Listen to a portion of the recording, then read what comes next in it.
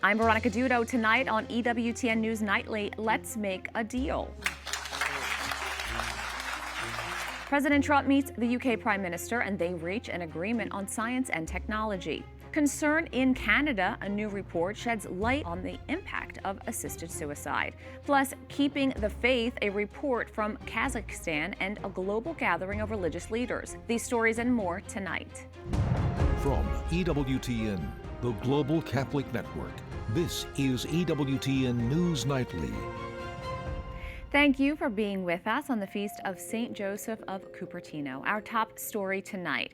President Donald Trump makes his way back to the United States after wrapping up a state visit to the United Kingdom. The aim was to put on display the two nations' strong bonds, cooperation, and power. At a joint news conference, President Trump even delivered what he called breaking news. White House correspondent Owen Jensen reports. Owen. That's right, Veronica. That breaking news President Trump referred to deals with Bagram Air Base in Afghanistan. Also making headlines tonight, Ukraine, Israel, and Christianity. President Donald Trump and British Prime Minister Keir Starmer discuss Palestinian statehood. President Trump acknowledging the two men have a disagreement on the subject. What they do agree on is Hamas must be destroyed. Babies that are 4 months old and just chopped up to pieces, and you've seen the tapes and I've seen the tapes. You're a professional and so am I. And people forget about October 7th. I can't forget about it. So I want it to end, but I want the hostages back. Hamas, of course, don't want a two-state solution. They don't want peace. They don't want a ceasefire. And as the war in Ukraine rages, President Trump says of Vladimir Putin, he's let me down. He's really let me down. And he adds when it comes to oil, very simply, if the price of oil comes down, Putin's going to drop out. He's going to have no choice. He's going to drop out of that war. Starmer wants to decisively increase the pressure on Putin. In recent days, Putin has shown his true face, mounting the biggest attacks since the invasion began, with yet more bloodshed, yet more innocents killed, and unprecedented violations of NATO airspace. These are not the actions of someone who wants peace. In addition, President Trump told reporters his plan for Bagram Air Base in Afghanistan. We're trying to get it back, by the way. Okay, that could be a little breaking news. We're trying to get it back because they need things from us. We want that base back. But one of the reasons we want the base is, as you know, it's an hour away from where China makes its nuclear weapons. At one point in the news conference, a reporter also asked the Prime Minister if the UK is still a Christian country. Yeah, look, I mean, in terms of a Christian country, I was christened, so that is, my church has been all my life. And we are, that is wired into our informal constitution. Of course, we celebrate many other faiths as well, and I'm really proud that we're able to do so as a country. Earlier, the two leaders inked a major deal on tech investment.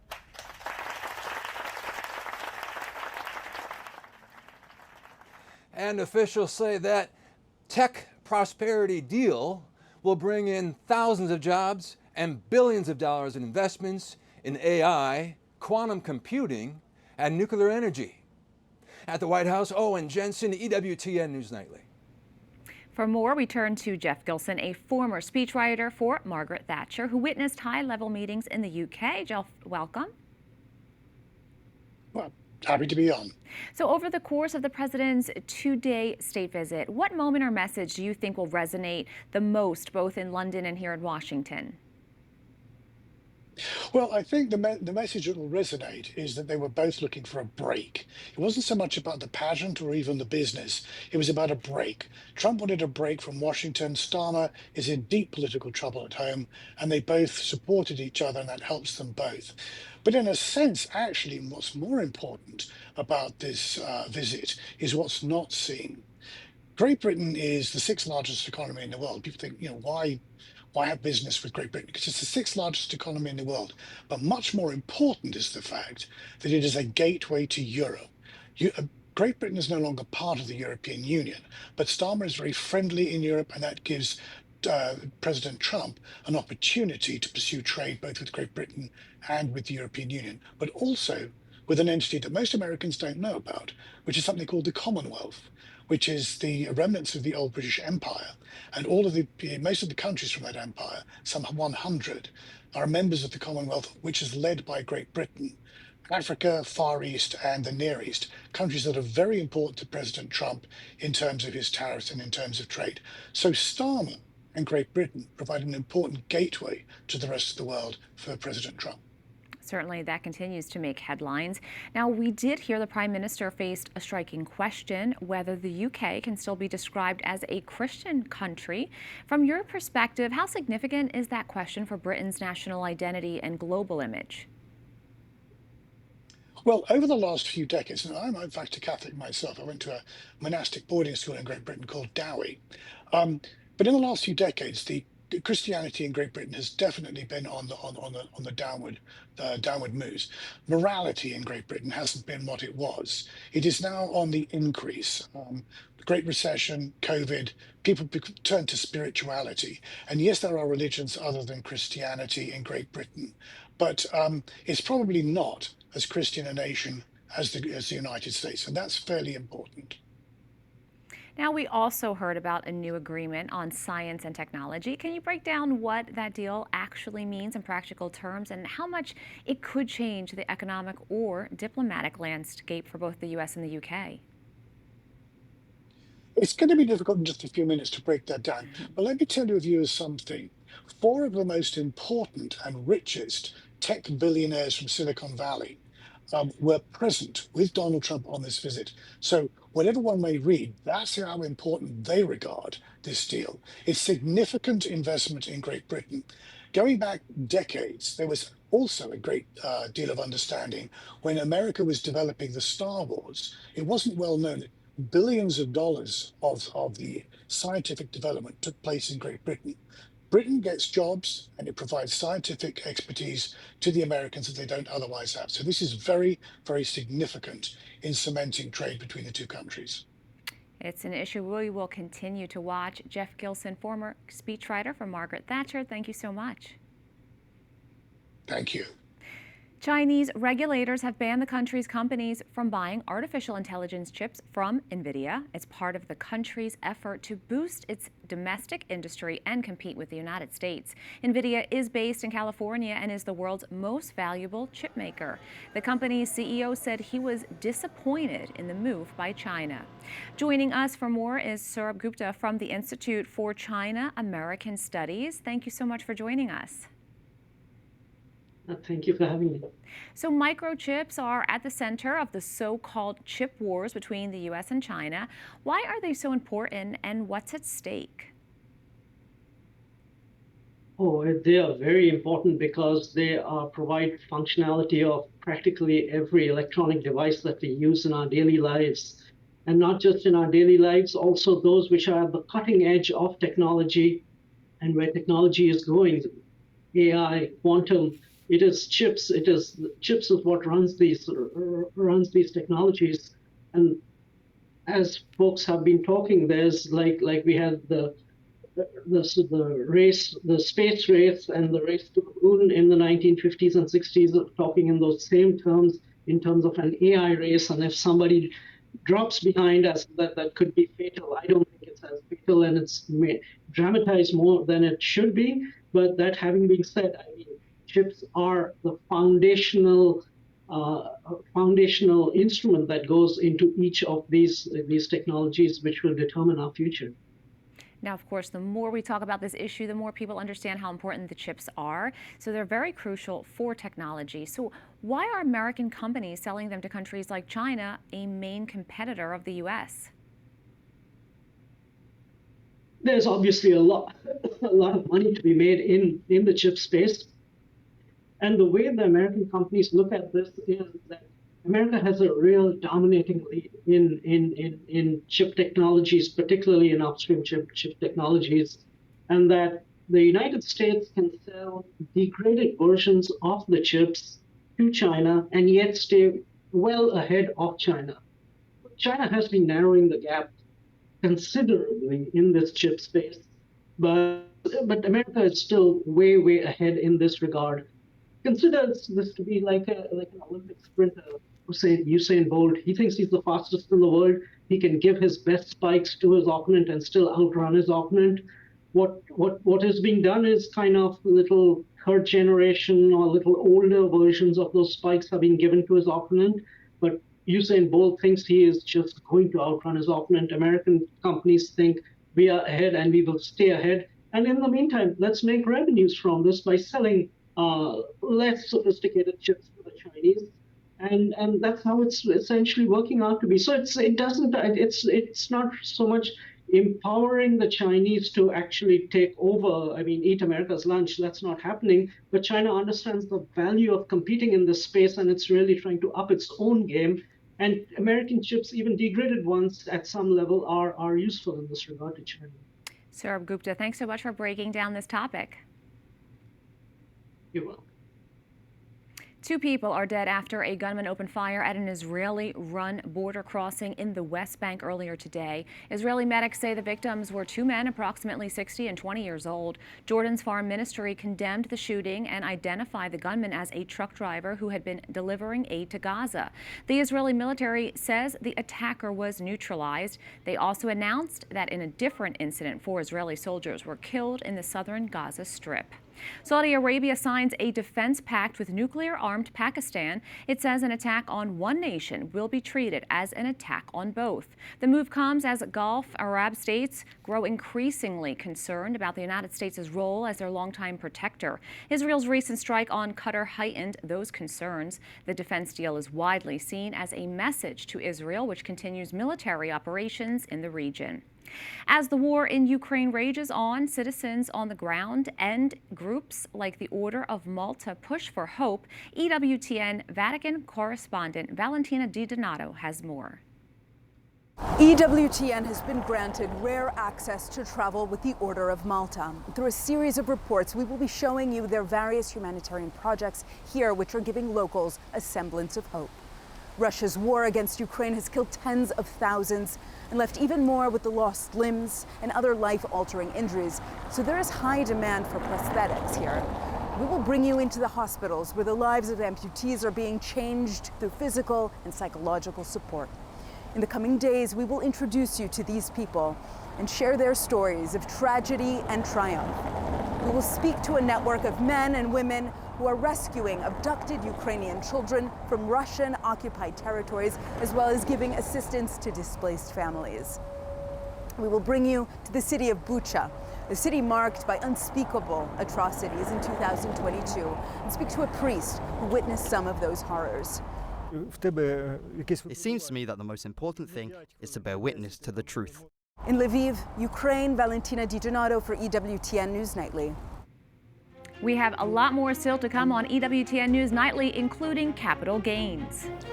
I'm Eric Rosales on Capitol Hill. D.C.'s mayor testifies before a House committee that crime is dropping in the city due to the National Guard, but she says it comes at a cost. That story coming up. And late night letdown. ABC suspends Jimmy Kimmel's late night show, why they did it, and how lawmakers are responding.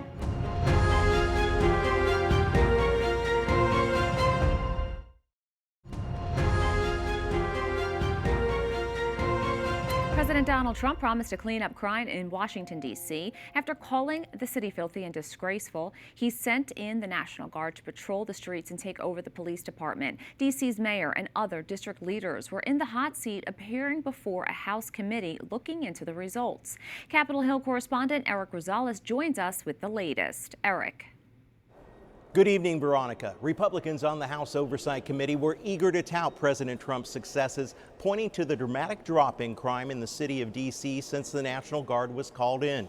D.C. Mayor Muriel Bowser and her team acknowledged the National Guard surge is working. During the surge, we experienced many hundreds of federal officers and agencies that we typically work with, and we did experience further decreases in all categories. The most substantial was in carjackings. But she adds the presence of ICE agents is not only scarring residents, but hurting the local economy by keeping those who are here illegal inside their homes. Republican Congresswoman Virginia Fox wanted to know if taxpayer dollars Congress appropriated for D.C. law enforcement, which the president froze, was going to be used for that purpose. I just need to know yes or no. Will you, because you're making a big deal about wanting that money for law enforcement. Would you use it for law enforcement, yes or no? Well, Congressman, we want the money because it was approved by this Congress and it's our money. Thank you. We want it for law enforcement. I take that as a no. While Congressman Jim Jordan asked the chair of the D.C. City Council, was the president of the D.C. Union lying when he said crime numbers were kept low during the Biden administration? You just settled a case where someone said you were cooking the books. Is that right? I can't speak to that case. I don't have familiarity. Well, we know it was settled. It's been reported. But I do know there are collateral statistics that affirm the reduction in crime. Is Mr. Pemberton lying? Head of the FOP? Yes. You think he's lying? Wow. Meanwhile, some Democrats use their time to accuse the Trump administration of corruption. OMB ordered the unlawful freezing of more than $425 billion in congressionally authorized funds. This obviates the law. It's corruption. It's a crime. This has hurt communities in D.C. and across the country. They're blocking funds for energy, education, law enforcement, and much more. 14 D.C.-related bills codifying anti-crime measures are making their way through the House, 4 of which passed the floor this week. Republicans are arguing that these measures are already making a difference in the D.C. area, making it safer. Democrats say that these measures are congressional overreach. At the Capitol, Eric Rosales, EWTN News Nightly. President Trump says he will designate the far-left group known as Antifa as a terrorist organization. He also vowed to push for investigations into anyone funding the movement. The White House says this is one of several actions targeting what it describes as left-wing groups that fuel political violence. This comes after last week's killing of conservative activist Charlie Kirk. Democrats say they're worried this could be used as a pretext to silence opposing views. ABC indefinitely suspends the late-night show Jimmy Kimmel Live after his comments on the assassination of conservative advocate Charlie Kirk. The president of Nexstar Broadcasting calls Kimmel's remarks offensive and insensitive. In a monologue, Kimmel misled the audience about the suspect calling him a pro-Trump Republican. Kimmel's show has been on the air since 2003. While President Trump says Kimmel was, quote, fired for lack of talent, Democrats on Capitol Hill are expressing anger and sounding the alarm on what they call censorship, some even saying the FCC chair Brendan Carr should resign. It's censorship. Whatever they want to call it, it amounts to censorship. It's the blunt gagging of somebody expressing views in the public square. And if it's not halted now, it will just continue to mount and spread. One of the things that makes a liberal is when they think they're smarter than everybody else and they can say any dang thing they want because they're so brilliant and everyone ought to listen. And by the way, if you're not one of those people, you're the liberal that wants somebody to tell them what to do. And I think some of these people, including Jimmy Kimmel, are getting what the market wants. Democrats add the networks need to stand strong. Republicans say Kimmel got what he deserved and his indefinite suspension is an expression of what the public wants. Erica Kirk will be the new CEO and chairman of the board of Turning Point USA, the group her husband founded. Turning Point's board voted unanimously to elect Erica, saying this is what her late husband would have wanted. Since the assassination last week, Turning Point has received more than 60,000 inquiries to start new college chapters. Currently, there are 3,500 Turning Point groups in colleges and high schools across the country.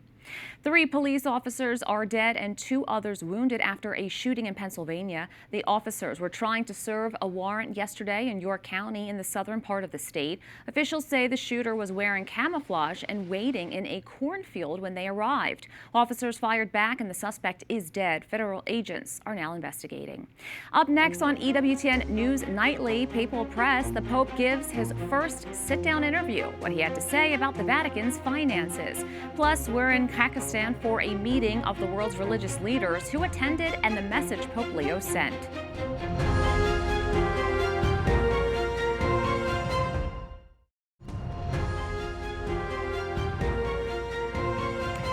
report says assisted suicide in Canada poses a higher death risk for vulnerable groups, including those who believe they are a burden on family and friends. The findings are from Cardis Health. They say in 2021 there were 223 assisted suicide deaths for non-terminally ill people. The following year it rose to 463, and in 2023 the number was 622. When Canada legalized assisted suicide in 2012, the country's Supreme Court said it would not create a heightened risk for vulnerable groups. Cardis Health says those safeguards, quote, have failed to materialize. Pope Leo says he is not overly concerned about a possible financial crisis at the Vatican. The Holy Father made the remarks during an interview with the Catholic website Crux. It was the first sit-down interview of his pontificate. In it, he said, quote, he is not losing sleep over the Vatican's finances.